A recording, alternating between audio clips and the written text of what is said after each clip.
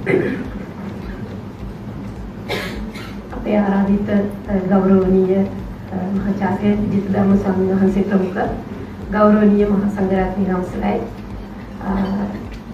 මහාචාර්ය ලීගස් කුඹුර මැතිණිය ප්‍රමුඛයේ පවුලේ සියලු ඥාතීන්ගෙන් අවසරයි ගරු උපකුලපතිතුමා තුමනි නියෝජ්‍ය උපකුලපතිතුමනි පීඨාධිපතිතුමනි හිටපු උපකුලපතිතුමනි සිංහල අධ්‍යයන සංචාරකතුමනි මේ අවස්ථාවට සහභාගී වී සිටින සියලුම මහාචාර්යවරුනි ආචාර්යවරු ප්‍රමුඛ සියලුම ශිෂ්‍ය ශිෂ්‍යාවන්ගේ අවසරයි. ඉතින් මට පැවරිලා තියෙන කාර්යය ටිකක් මේ දුෂ්කර එකක්. මොකද මේ හඳුන්වා දීමට නියමිත අපේ මහාචාර්යතුමා මේ හඳුන්වා දීමට කිසිසේත් කැමති නැහැ.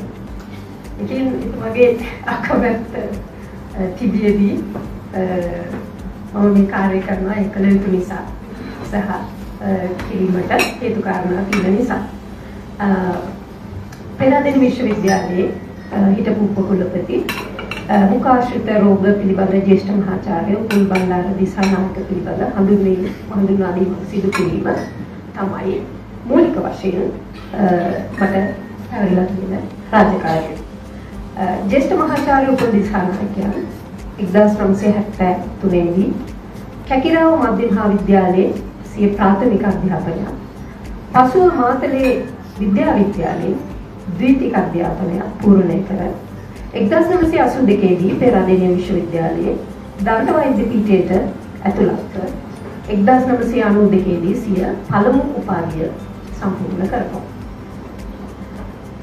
කොළඹ මහ රෝහලේ සිය සීමා වාසික පුහුණුව සම්පූර්ණ කරන එතුමා පෙරදෙණි විශ්වවිද්‍යාලයේ වෛද්‍ය පීඨයේ කාය විවක්ෂේද අධිනාශයේ ආචාර්ය මණ්ඩලයේ සිය රාජකාරිය ආරම්භ කරන්නේ 1991. ඉතා කෙටි කාලෙකින් එනම් 1992 දී මහාචාර්ය දිසානායක මුඛ රෝගාශ්‍රිත රෝග පිළිබඳ අධිනාශයේ කතිකාචාර්ය ගුරුවේ ස්ථිරපත් වීමකින් පිදුම් ලබනවා.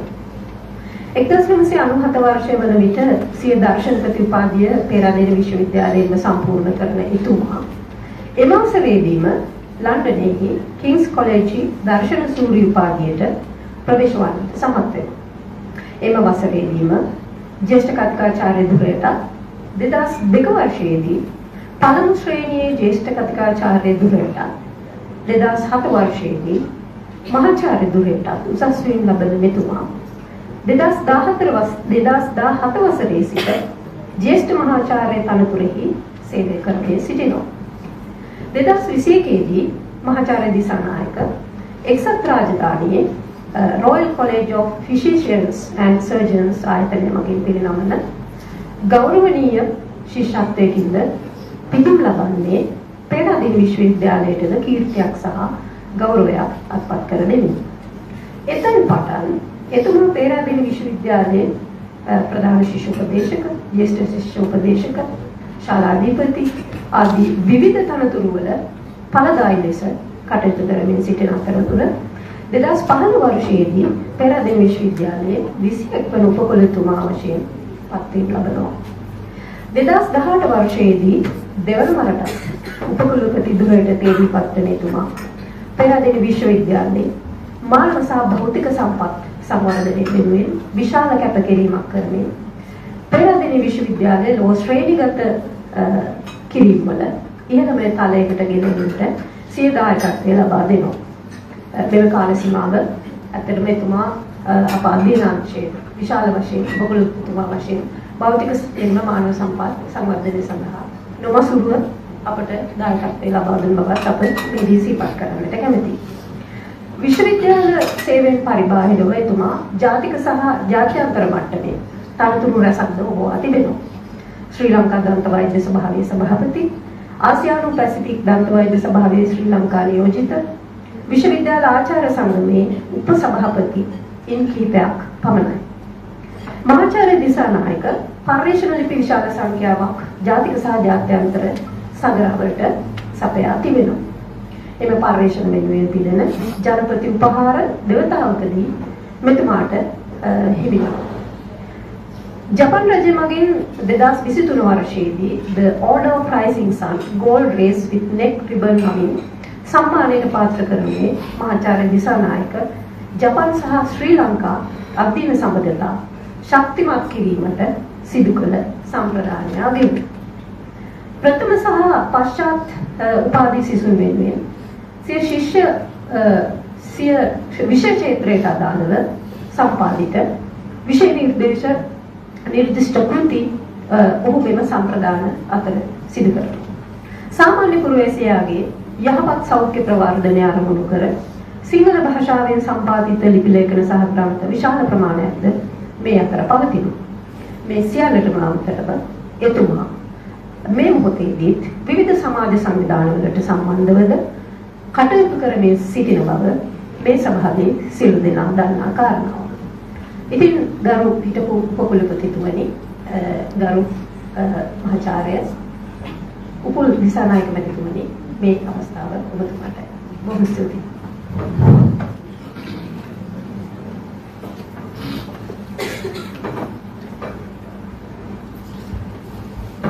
मुख्य දේශනය සඳහා මේ වැඩම කළ නන්දගම්පිටියේ විජිතම් ස්වාමීන් වහන්සේගේ අවසරයි. ඒ එකම මේ වැඩම කරන සිටින සියලුම ස්වාමීන් වහන්සේලාගේ අවසරයි. නියෝජ්‍ය ප්‍රතිපදිතුමනි, ඒ වගේම මම කවදා දැනුම් කරන කලාපීඨයේ පීඨාධිපතිතුමනි, සිංහල අංශයේ අංශාධිපතිතුමනි, අනෙකුත් සම්භාව්‍ය මහාචාර්යවරුනි, සම්මානීය මහාචාර්යවරුනි, අන්තිම සාමන්ත්‍යාංශවල සේවක මහතුනි, ඒ වගේම මේ පැමිණ සිටින සියලුම ශිෂ්‍ය ශිෂ්‍යාවන්ගෙන් අවසරයි. ඊට අමතරව ප්‍රධාන වශයෙන් වීගස් කුමරු මෙතිනිය සහ ඔහුගේ පවුලේ අසංග රෝචනා දුසියලු අවසරයි. පළමුවෙන්ම මට කියන්න ඕනේ අවුරුදු 3ක් පීඨේ නියෝජිතය හැටියට, අවුරුදු 3ක් අංශ ප්‍රධානිය හැටියට, අවුරුදු 6ක් පීඨාධිපති හැටියට, අවුරුදු 6ක් උපකුලපති හැටියට සැරිසරපු මෙම කාමරේ නැවත වරක් මට මෙතෙන්ද එන්න අවස්ථාව උදා කරලා දීපු අපේ සිංහල අංශයේ අංශ ප්‍රධානී මංගල දිසානායක මැතිතුමාට, ඒ වගේම මාගේ සහෝදරයෙක් වන නුගපිටිය මැතිතුමාට සහ සියලුම සිංහල අංශයේ සියලු දෙනාට වගේම පීඨාධිපතිතුමාට මම මේ අවස්ථාවේ මගේ ආදර ස්තුතිය පිරිනමනවා. ඒකම මහා සිංහල වියතුන් පිරිසක් නැද ශිෂ්‍යයන් පවා මේ දේශනෙට මට ආරාධනා කිරීම ගෞරවයක් සාකච්ඡා ගමම්ම යම් කසි උපතෝකෝටික තත්ත්වයකට නුඹ දෙන්න ඉඩ තියෙනවා. මොකද මම දෙන්න ඇති මෙතන ඉන්න අඩුවෙන්ම සිංහල දන්නේ. ඒක නිසා යම් වැරද්දක් වුණොත් ඔබ සියලු දෙනාගේම සමාවය දිනවා. එකම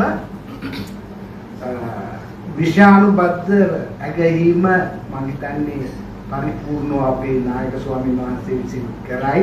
මට කතා කරන්න දෙන්නේ සහ තියෙන්නේ මා හඳුනාගත් මේ ගස් කුඹුර මෙතුමා ගැන සහ ඔහුගේ චරිත ස්වභාවය ගැන.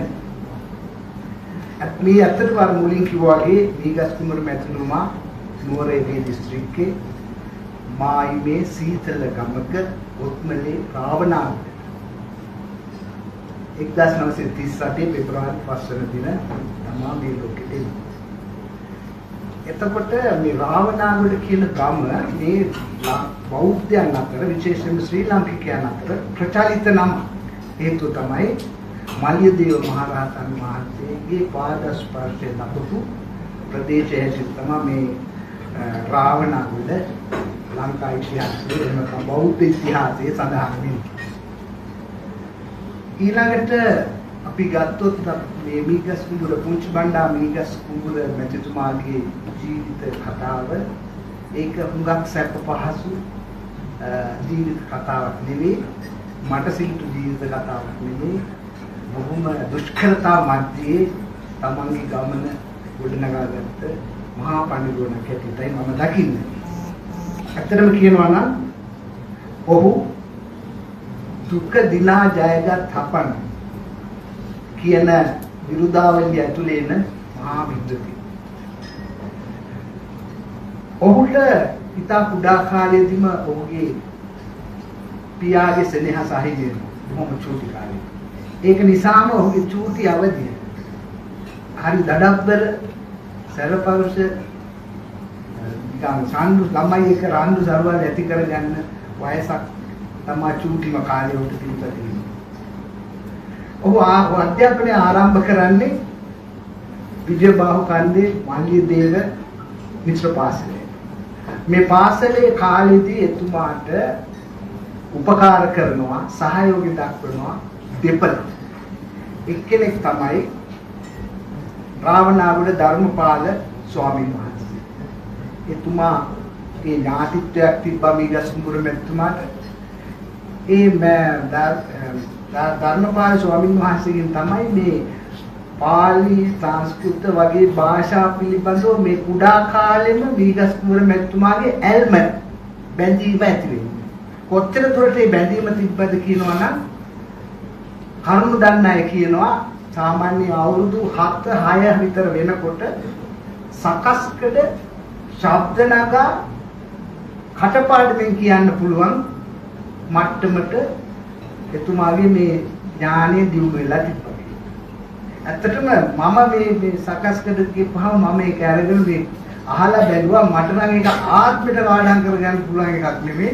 මේ YouTube එකේ තියෙන සකස්කඩ ඒක අහලා මේ මට නම් හිතා ගන්න බැහැ ඒක කොහොමද එහෙම කටපාඩමින් අවුරුදු 6ේදී 7ේදී මේ විදිහට එදා පෙන්නුම් කරේ මම හිතන්නේ ඔහුගේ ඉදිරි ගමන්ම ඔහු යන තැන මම හිතන්නේ පුංචි මීගස්මුර පුංචි බණ්ඩා මීගස්මුර අපිට පෙන්වලා දුන්නා කියලා.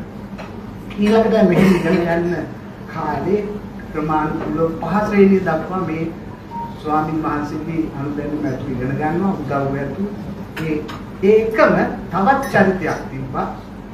මීගස්මුර මේ කුඩා ශිෂ්‍යයට හැම අතින්ම අතහිත දීලා අධ්‍යාපනය සහ ශිෂ්‍යත්වයේ සඳහා විශේෂයෙන්ම පුරුදු පුහුණු කරපු ගුරුවරයෙක්. ඒ තමයි ඒ.ජී. මුදියන්සි මැතිතුමා. කවුද මේ මුදියන්සි මැතිතුමා? මුදියන්සි මැතිතුමා කියන්නේ මගේ නෝනාගේ අප්පයි. එතකොට හිතාගත්ත හැකි මේ පවුල් දෙක අතර මිත්‍රත්වයේ අවුරුදු 75ක් විතර පරණ. 75ක් විතර පරණ. ඒක තමයි මේ වගේ ශාස්ත්‍රඥයෙකු ගැන කතාවකදී වුණත් මාට ආරාධනයක් ලැබෙන්න එකම හේතුව. එහෙම නැතුව මට මේ සිංහල ශාස්ත්‍රය පිළිබඳ දැනුමක් තියෙන හින්දා නෙමෙයි. ඊළඟට ඒ කාලේ එතුමා ශිෂ්‍යත්වයේ පාස් වෙනවා. ශිෂ්‍යත්වය අහෝසි කරන්න කියලා හිතන අයට අපි පෙන්නලා දෙන්න ඕනේ මේ ශිෂ්‍යත්වයේ තියෙන වැදගත්කම. එතුමා ශිෂ්‍යත්ව ලාභයේ එතුමා ඒ කාලේ ලංකාවේම 500කට වඩා අඩු ප්‍රමාණයක් තමයි ලංකාවේම ශිෂ්‍යත්ව දිනනවල තියෙන්නේ. ඒ ශිෂ්‍යත්වය මෙතුමා දිනාගෙන ඊළඟට ඇතුල් වෙනවා හැදුනුවැව මධ්‍ය මහාවිද්‍යාලය කියන්නේ CWW කන්නංගර මෙතුමාගේ මධ්‍ය මහාවිද්‍යාල වැඩපිළිවෙලේ 43 වෙනි වන අවස්ථාව හැටියට පිටු මධ්‍ය මහාවිද්‍යාලයක්.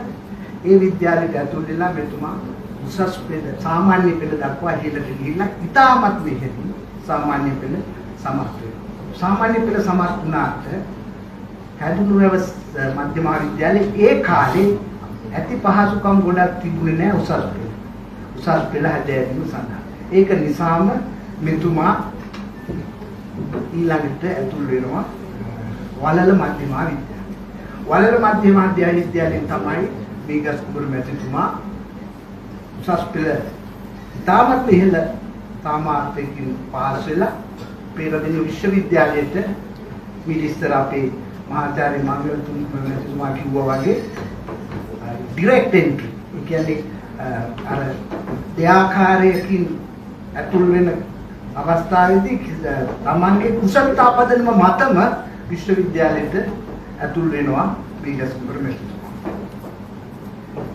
ඊට පස්සේ විශ්වවිද්‍යාලය තුල ඔහුගේ ගමන් මඟ ඉස්සරලාම නිබන්ධකෙක් හැටියට සම්බන්ධ වෙන එතුමා ඊට පස්සේ ප්‍රමාණිකූල සහාය කතිකාචාර්ය සහාය මහාචාර්ය සීනියර් ප්‍රොෆෙසර් ආදී වශයෙන් තමන්ගේ පඩිපෙළේ ක්‍රමානුකූලව ඉහළ දිගට ගමන් කරනවා.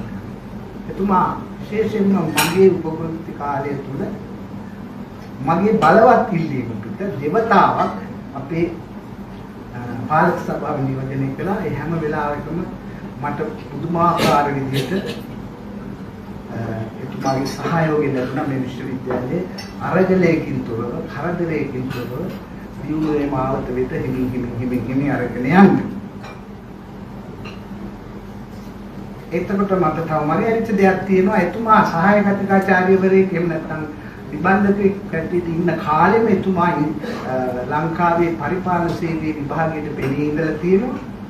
ඒ පෙනී ඉඳලා ලංකාවේ පළවෙනි තැන එතුමා හිමි කරගෙන තියෙනවා.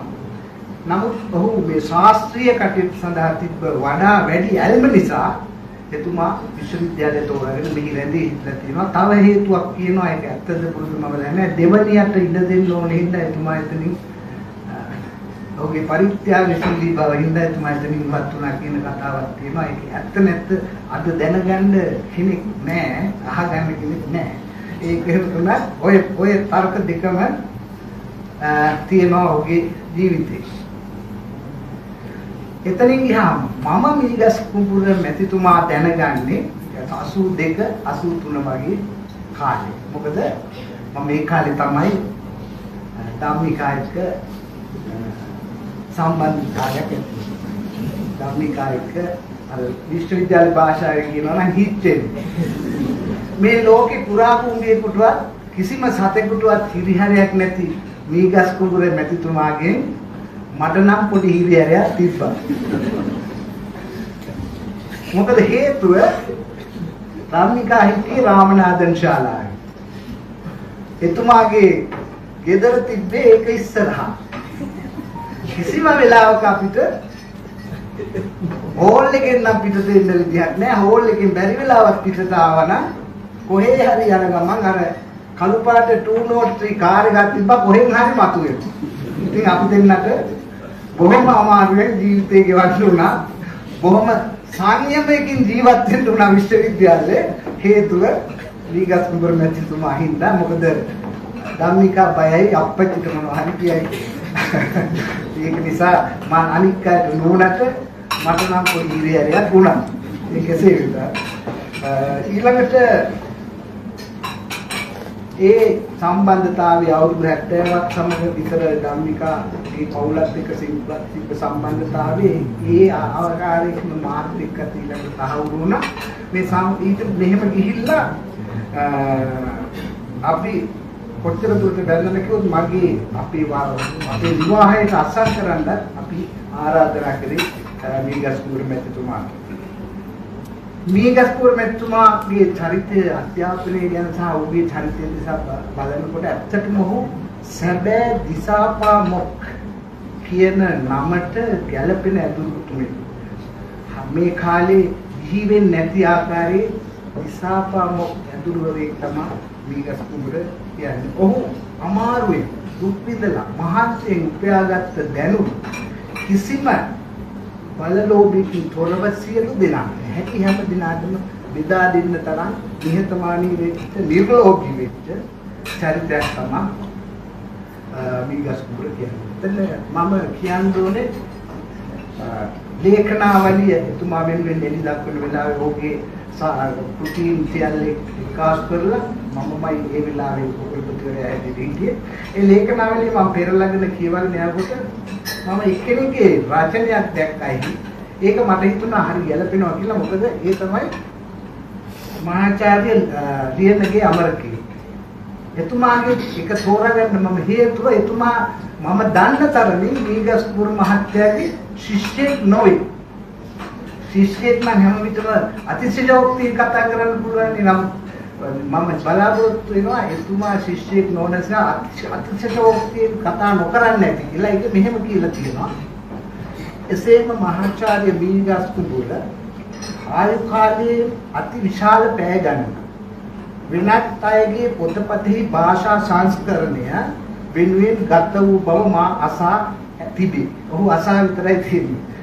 ඔහු එවන් ශ්‍රම පැය ගණනක් ගෙවා ඇත්තේ ඊට නිසි ප්‍රතිලාභයක් පවා නොලැබෙමිනි. අනෙක් ශාස්ත්‍රාලිකයන් කෙරෙහි වූ ත්‍යාගශීලී ආකල්පය සම්බන්ධයෙන් මහාචාර්ය දීගස්කුමර පේරාදෙණිය විශ්වවිද්‍යාලයේ පරිසරයේ ප්‍රකටව සිටි. මම හිතන්නේ එතනින් කියවෙනවා ඔහුගේ ශිෂ්‍යෙක් නොවන කෙනෙක් කියපු නිසා විශේෂයෙන්ම මෙහි ඔහුගේ හැබෑ ගුණ හැබෑ හැසිරීම. ඒක තවදුරටත් තියෙනවා මේ මනාව පැහැදිලි වෙනවා දීගස්කුමර මැතිතුමා හැම විටම නිස්සරණ අධ්‍යාසයෙන් කටයුතු කළ පුද්ගලයෙක්. අතර මේ සියලු දෙනා රැස් වෙලා ඉන්නේ මේ සියලු දෙනා මෙතෙන්ද මේ අද දවසට එකහු වෙන්නේ මෙන්න මේ ගති ගුණ මේ ගුණාංග නිසා කියලා මම විශ්වාස කරනවා. ඊළඟට ඒක තව තැනක කියනවා දීගස්කුමර මැතිතුමා හඳුන්වන්නට නිරාමිස ශාස්ත්‍රඥයෙකු ලෙස එතකොට අපිට හිතා මේ වචන මොනතරම් එතුමාට ගැළපෙනවද මොනතරම් එතුමා මේ වචන වල ස්වභාවය හැඩයට අනුව ජීවත් වුණාද කියන එකට සාක්ෂි තමයි අද මෙතන තියෙන්නේ. ඒක අපිට අලුතෙන් කියන්න දෙයක් නෑ. නම් ඔබ යසුරු කරපු එතුමා ඔබ ඉගෙන ගත්ත එතුමා ඔබ ගනුදෙනු කරපු එතුමාගේ හැබැයි ගැටලුව මේ වචන සියල්ලේ කියනවා කියයි මට විශ්වාසයි. ඒ වගේ එතුමාගේ තව ගැන අතුගුණයක් තිබ්බා.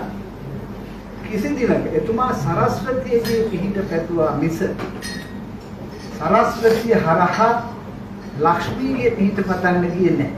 කිසිම වෙලාවක ශාස්ත්‍ර ඥානය පාවිච්චි කරලා ධනය උපයන්න කිසිම දවසක පෙළඹුම් නැති ශාස්ත්‍රඥයෙක් තමයි දීගස්කුමර කියන්නේ. ඒකත් අපි අගය කළ යුතු ගුණයක්. ඒකම කිසි දවසක තනතුරු පසුපස ගියේ නැහැ. මොකද හේතුව එතුමාට අසීමිත පැතුම් තලයක් තිබෙන්නේ. අසීමිත පැතුම් තලයක් කියලා තමයි ප්‍රශ්න ගොඩක් තියෙන්නේ. එතුමා ඒ සීමිත පැතුම් තලය එතුමාගේ රාජකාරියට හරියටම ගලපා ගැනීම තමාගේ යුතුයකම සහ වගකීම හරියට ඉටුවනවා. අපි උග දෙනෙකුට වෙලා තියෙන්නේ අපිට තියෙන්නේ අසීමිත පැතුම් තලයක්. හෙඩ් වෙන්නත් ඕනේ. එතන ගිහිල්ලා පීඨාධිපති වෙන්නත් ඕනේ. ඒක ළඟට වයිස් චාන්සලර් වෙන්නත් ඕනේ. ඒක මටත් පොදුයි අපි ඔක්කොටම පොදුයි. ඉතින් එහෙම තමයි ඒ වගේ අසීමිත අපි මිනිස්සු ඇතුළත අපිට අසීමිත පැතුම් තල තියෙන්නේ. නමුත් එතුමාගේ පැතුම් තලය සීමිතයි. ඒ පැතුම් තලය තුල එතුමාගේ රාජකාරිය මනාව ගලපාගෙන තමන්ගේ සේවය රැක කරපු පුද්ගලෙක් විදිහට එතුමා හඳුන්වන්න කැමතියි. ඊළඟට ඔහු කිසි දවසක කිසි කෙනෙකුට වෛර කරපු පුද්ගලෙක් තරහක් ඇති කරගත්ත පුද්ගලෙක් නෙමෙයි. බුදු දහමේ කියන විදිහට අක්කෝ දේන දිනේ කෝදා හරි නේද අපේ කියන බුදුවරුන් හරියටම ගල්පාගෙන ජීවත් වෙච්ච පුද්ගලෙක් තමයි මේ දීගස්කුමර මැතිතුමා. මම හිතන විදිහට එතුමා පුතත්ජන මිනිසුන්ගෙන් එහාට සිත දියුණු කළ, හැඟීම් පාලනය කළ, විවෘත මනසකින් ලෝකයේ දැකපු, ක්‍රෝධය, දේශය, මෝහය හැකිතාක් දුරට පාලනය කරපු පුද්ගලයෙක් හැටියට තමයි මට දීගස්කුමර මැතිතුමා හඳුන්වා දෙන්න පුළුවන් වෙන්නේ. ඒ වගේම කිසිම වෙලාවක පුහු ආටෝපයට පුදු ප්‍රසිද්ධත්වයට ලැබිකමක් දැක්කේ නැහැ. ඒක පිළිකුල් කරපු එක තමයි එතුමා හැම තිස්සෙම කරේ. ඒ වගේම ඊළඟට දීගස්කුමර මැතිණිව දැක්කත් ඔවුන්ගේ දරුවන් දැක්කත් සියලු දෙනාම ඉතාම අල්පේච්ඡ සාමාන්‍ය ජීවිත ගත කරන කට්ටිය හැටියට සරල ජීවිත ගත කරන පුද්ගලයන් හැටියට තමයි මම දකින්නේ. ඔවුන් කිසිම දෙයකින් ඔළුව කුම්බගෙන ඉදිමිලා වැඩ කරන අය නෙමෙයි. ඒ පියාගේ සැබෑ ස්වරූපයේ ඔහුගේ දරුවන්ගේ තුලිනු ඒ මීගස් කුඹුර මැතිනිය තුලිනු සැබෑවටම පිළිබිඹු වෙනවා. ඒක ඇත්තම හඳුනා දිය යුතු ලක්ෂණයක්. අනිත් පැත්තෙන් ගත්තොත් පුතා මාධව මීගස් කුඹුර නාමය මේ ලෝකෙටම ගෙනියන ඉතාම ඉහළ ගණයේ විද්‍යාඥයෙක් හැටියට අද ලෝකේ නමක් හදලා තියෙනවා. ඒ නම් මීගස් කුඹුර නම ඉහළ ගෙනියමින් තියෙනවා. ඒකම රෝචනා අපේ කතිකාචාර්යවරයා හැටියට මේ විශ්වවිද්‍යාලෙම සේවය කරන සමහර මොකද දන්නේ නැති ඒ සමාජයේ ඒ තරමට ඒගොල්ල ජීවිතේ ගෙවන විදිහ හරිම සරලයි. අනික ගොඩක් මම හිතන්නේ එංගලන්තේ මම ඉච්චර දන්නේ නැහැ යාර හම්බෙලා තුයි එතුමිය එංගලන්තේ ඉන්නවා. ඒකම අපිට හරි සැලසීමක් තියෙනවා විශේෂම මගේ නෝනට ධම්මිකාට. මොකද එතුමාගේ ජීවිත කාලය තුල අවසාන කාලයේ අසනීප තත්ත්වයන් තුලදී ඇයට පුළුවන් වුණා ඔහුට හැකි තාක්ෂණයට ඔහුව බලා ගන්න දිගින් දිගටම හැම අවශ්‍යතාවයක්ම හොයා බලමින් ඒ වෛද්‍ය ප්‍රතිකාර අවශ්‍ය තැන් වලට යොමු කරලා සියලු දේ කරලා දෙන්න ඇය සුඛ වුණා. ඒක මම හිතන්නේ අර අවුරුදු 70කට පෞද්ගල අතර තිබ්බ සම්බන්ධයේ එක අවුට්කම් එකක් ප්‍රතිඵලයක්.